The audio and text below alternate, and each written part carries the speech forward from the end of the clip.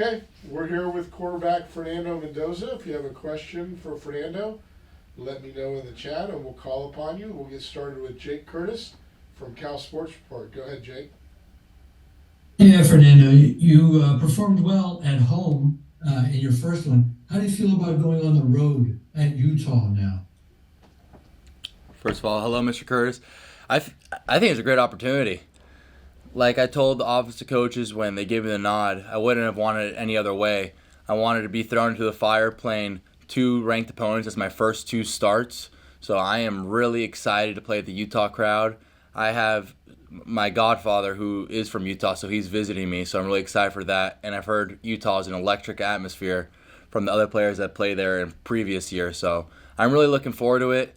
I played at a decently large high school, so I got some big crowds, but this is entirely different, and I know they said they have a great fan base, and I just can't wait because I know it's going to be electric and it's going to be a great opportunity. I mean, at the end of the day, these are the moments you live for, so I'm really looking forward to it. Okay, we'll go to Steve Kroner from the San Francisco Chronicle.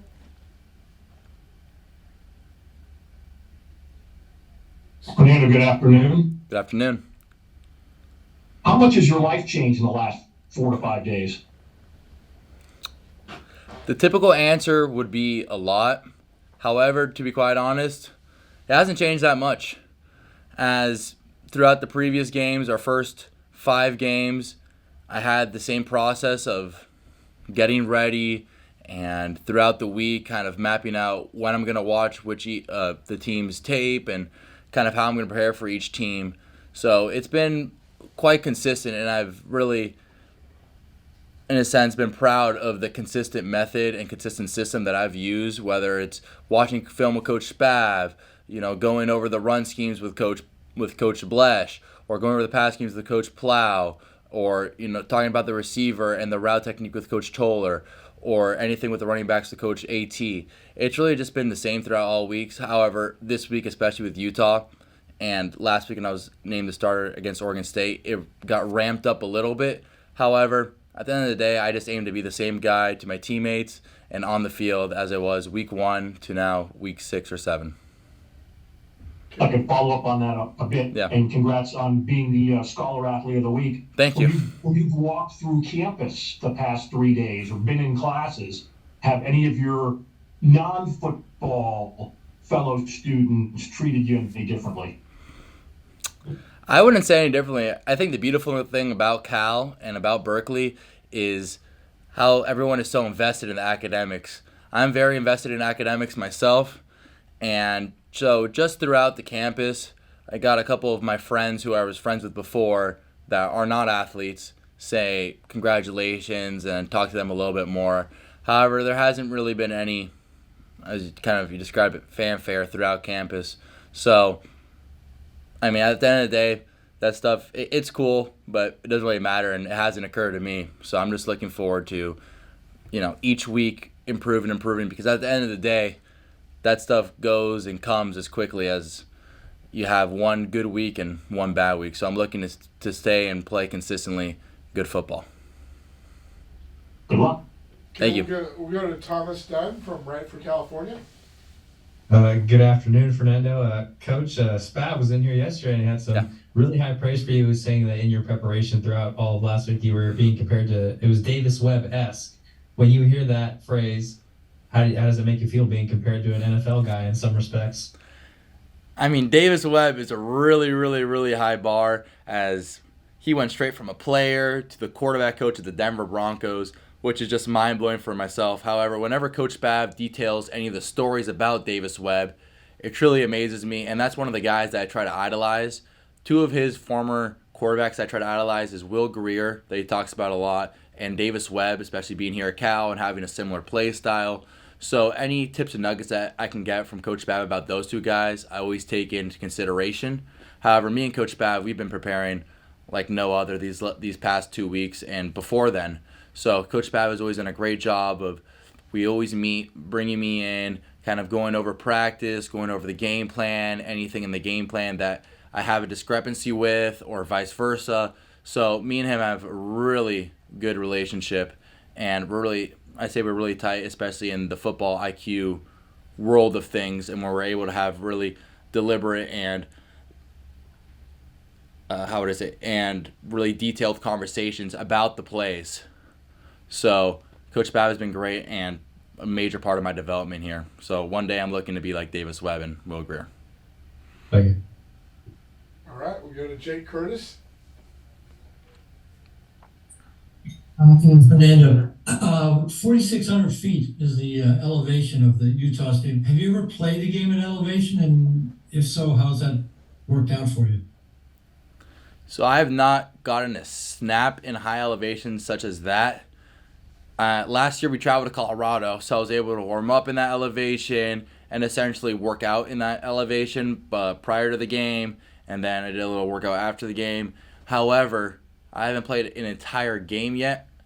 However, the strength staff here does a great job with Coach B, Coach Zach, Coach Mario, Coach Deep, and Coach TJ. They all do a great job throughout the offseason conditioning us, and even in season we have conditioning after practice sometimes. So I'm entirely confident in my conditioning and my ability to keep up as well as my teammates, because I know that through the conditioning we put in through the offseason and in season that we're going to fare just fine. However, it is going to be an interesting task, and I can't wait to handle it. Okay, we'll go to Kaylin Jenwick with Cal Athletics. Hey, Fernando. Quick question for you. After the Oregon State game, you mentioned that your dad and your two uncles had flown down to watch you play in person. Can you share just a little bit about what that post-game celebration was like with them and what your family has meant for your growth as a football player and a person throughout the years? Yeah, for sure. So the first thing I would like to state that after the game or post-game, it wasn't a celebration, as unfortunately we did lose. So it was more of like kind of conversating with them on what I could have done better myself, as late in the game I had a late turnover that was really easily preventable. So we talked about that and talked it through how my process can be better next time with them. But at the end of the day, they came over to my apartment. We talked for a little bit just about our family and just all things that, we just talked about with my dad and my uncle. And then after Sunday morning, we got some breakfast, and then they left back to Miami. So it was really cool seeing them, and it was really cool that they were able to show their support and fly all the way across the nation for me. So I'm really grateful for them, and look forward to them being able to come out to more games. Okay, we'll go to Jake Curtis. Go ahead, Jake. Yeah, what's your biggest concern regarding the Utah defense? First off, I want to state that the defensive coordinator, Coach Scaly, does a great job there. I mean, he's been there for more than I even know. I mean, he's been there just for over a decade. I mean, he's done a really, really good job in preparing that defense. And just when I'm studying film, I know the defense is the strength of the team at the moment. So preparing for this defense, I would say it's a lot, and they're a really talented defense, really well coached, and they have amazing players. However, Coach Bav, Coach Plow, Coach Blesh, Coach AT, and Coach Toller, we're all looking to cook up some plays and cook up some schemes in order to try to exploit some of the things that we do see. However, they have some great players in the back end, such as number 8, and then on the front 7 is number 83, and they've done a great job this year, and we're looking to being able to get a fast start and exploring some of the weaknesses that we see throughout the film. I don't remember all those coaches' names. Do you have like a list of notes there? No notes. This is just interview notes, just about just general stats and everything. However, when we spend so much time together in the offensive staff room and throughout the facility, I mean, essentially they're my second family. I see them all the time. So it's pretty easy to remember all my offensive linemen and coaches' names as I'm with them all day, every day. Yeah, but that's the other team's coaches too. Yeah. I mean, when you're preparing for the team for numerous hours each day, you research a little bit about their defensive coordinator and head coach and staff. You kind of just want to see sometimes who they are, their history, previous teams they've coached, in order to kind of get a little bit more tips and tendencies from them and schemes they've coached in the past.